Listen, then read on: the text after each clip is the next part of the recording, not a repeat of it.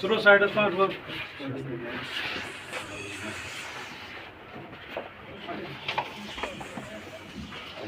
दरवाजे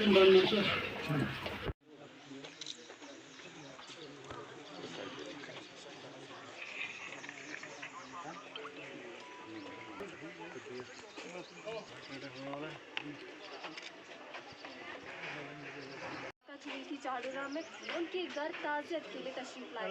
मजीद इन्हीं से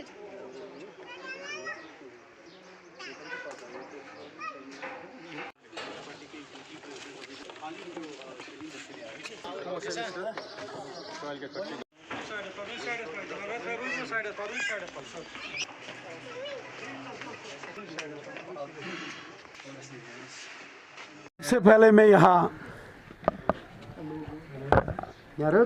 चाडूरा में अमरीन भट्ट, जो कि कश्मीर की एक होनहार बेटी थी, एक ज़बरदस्त टीवी कलाकार थी, मैं आज उनके घर में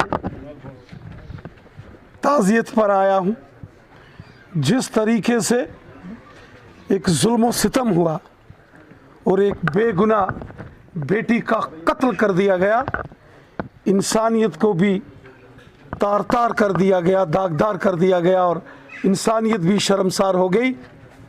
एक होनहार कश्मीर की एक उभरती हुई स्टार, एक राइजिंग स्टार, जो कि टीवी कलाकार थी और अपनी मेहनत के बल पर अपने घर का, अपने बुजुर्ग मजदूर, अपने पिता और अपने परिवार का गुजर बसर करती थी, जिस तरीके से उसका बेरहमी से कत्ल किया गया,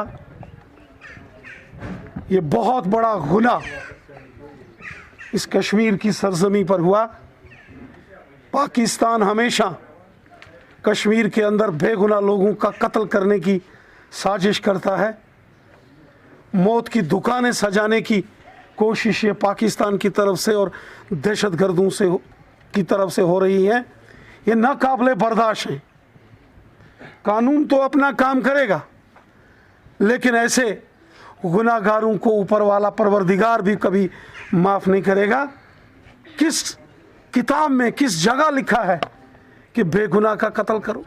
ये बुजुर्ग, उसका वालिद, जिसको वो अपनी मेहनत करके खाना खिलाती थी,